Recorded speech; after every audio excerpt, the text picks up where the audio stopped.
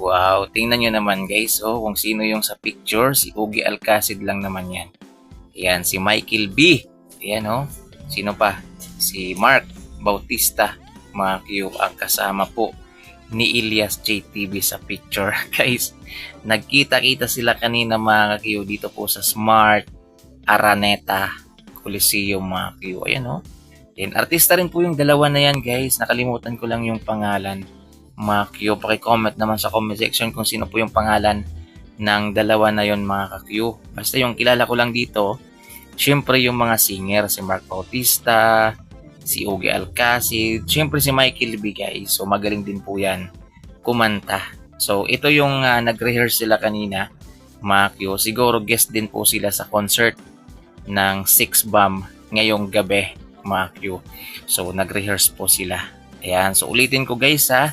Si Elias lang po yung kakanta. Hindi po kasama yung banda mga Q. Kumbaga si Elias lang po talaga yung sasampa sa taas ng stage guys para kumanta. O diba? Congratulations.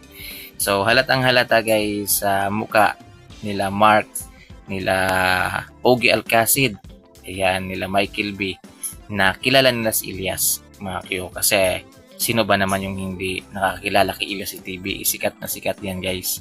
Yung iba lang talaga mga Q, in denial lang. Hindi lang talaga nila matanggap na sikat si Elias. Sinasabi nila na hindi daw nila kilala pero nagko-comment sila doon sa mga video ni Elias. O diba guys? So congratulations Elias JTV. Mukhang palapit na siya ng palapit sa mainstream mga Q.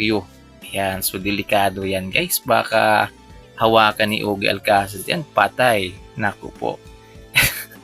Alam naman natin si Ogie Alcacid mga Q, hanap ng talent yan.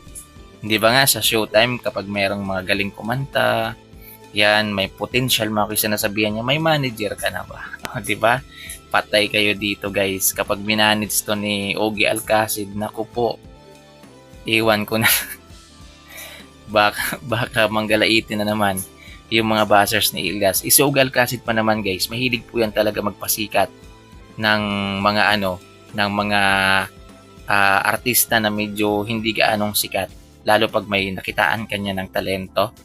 Ayan, so pwede kanyang i-produce. O di mamalay natin guys, tingnan nyo naman oh. Ayan, malay mo inopera niya si Elias kung may manager ka na. Kaso mukhang hindi pa yata pwede ngayon guys, kasi nililitis pa yung nililitis pa yung kaso nila sa kanyang dating manager. Yan. Actually, manager pa naman ngayon niya kasi hindi pa naman lumalabas talaga yung hatol ng korte. So, sana lumabas na guys kung ano talaga yung totoo. Mga Q. Yan. Para makahanap na ng ibang manager si Elias guys. Yan. Kasi pag hinawakan to, ayan, kahit ni Ogie Alcacid o kaya si OG Diaz, mga Q, boom! Yan, papasok na to sa mainstream guys. So magiging totoo talaga yung hula na makakapasok to sa mainstream. Yan, at maging ganap na na talaga guys, celebrity. 'Di ba? So malay natin, hindi natin masasabi yan sa ngayon guys. So hindi natin sure, 'di ba? So hintay-hintay lang tayo. Makyo, support lang tayo sa idol natin, Elias JTV. So subaybayan lang natin siya, ipag-pray lang natin siya na maabot niya yung kanyang mga pangarap mga Q. Kasi kami ng mga reactor, ng mga supporters ni Elias TV ay nagpe-pray talaga mga Q. So ayaw ko naman magpaka-plastic sa inyo guys, kasi itong ginagawa namin pagre-react, yan, pagbibigay ng update sa inyo, yan, at siyempre guys, kahit paano kumikita kami. So isa rin po kami sa natutulungan talaga ni Elias mga Q. Sa pamagitan ng pag-react namin ng kanyang mga video ay kahit paano nagkakaroon kami ng earnings dito sa YouTube. Yan, yung iba may YouTube, may Facebook. So malaking tulong ho talaga. So isa rin po kami sa nagpe-pray talaga na umangat pa siya lalo mga Q. So maraming salamat guys. Ingat po and thank you for watching. Sa mga nandito po, maraming salamat po sa support po ninyo dito sa aking YouTube channel. Always po yan guys. Ayan, maraming salamat. Ingat na lang guys. God bless. Abang-abang na lang kayo sa update pa natin. Ayan, so sana makapag-live mamaya.